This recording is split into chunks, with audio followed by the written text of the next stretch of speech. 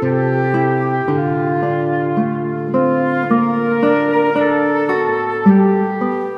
Ebanghelyo ngayon, tinanong si Juan Bautista ng mga tao kung ano ang kinakailangan nilang gawin bilang paghahanda sa pagdating ng Mesiyas. Sumagot si Juan, "Kung mayroon kang 2 baro, bigyan mo ng isa ang wala. Ganon din ang gawin ng may pagkain." Madali ito para sa ating mga Pilipino, lalo na nga at kilala tayo sa pagiging hospitable. Madalas, kapag may bisita tayo, ay binibigay natin ang lahat ng ginhawa sa kanila. Masasarap at espesyal na pagkain, kamang bikutsyon, lahat-lahat.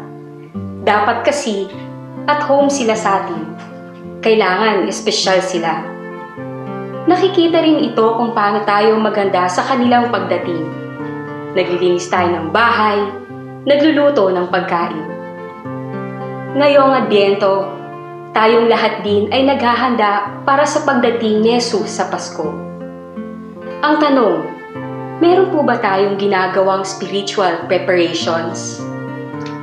Sa tingin natin, makakatagpo ba si Jesus ng tahanan sa ating mga puso sa kanyang pagdating?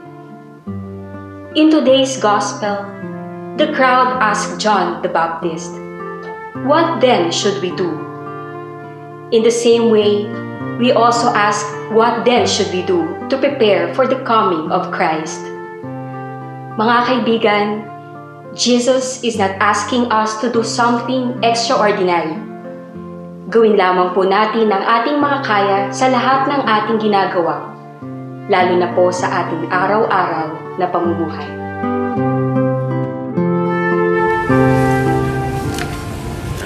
Po si Edgar Morales. Dati po akong inmates. Kalalaya ko lang po nitong July 4. At dito rin po ako nakatira sa may San Juan, Barangay Corazon. Tumagal po ako sa pagkakakulong ko ng 6 na taon at 10 buwan.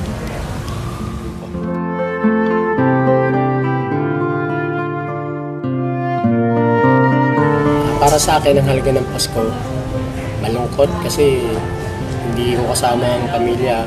Pero puno pa rin po ako ng pag-asa kasi alam ko pong kapanganakan nito ng Mesiyas o tagatubos ng mga makasalanan.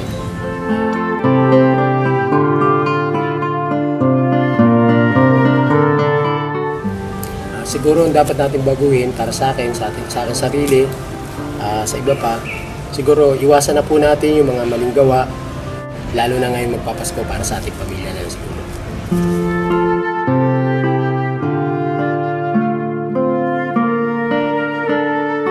Dati, sineselebrate namin yung Pasko, naghahanda ng konting special na pagkain, pagsasaluhan namin sa loob, paghahanda sa kinabukasan kung saan inaasahang dadalaw ang mga mahal sa buhay.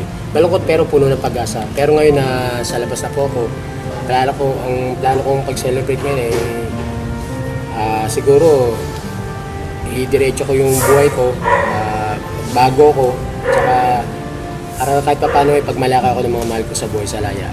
Especially gusto ko sila makasama sa Paskong ito, lahat po ng mga mahal ko sa buhay.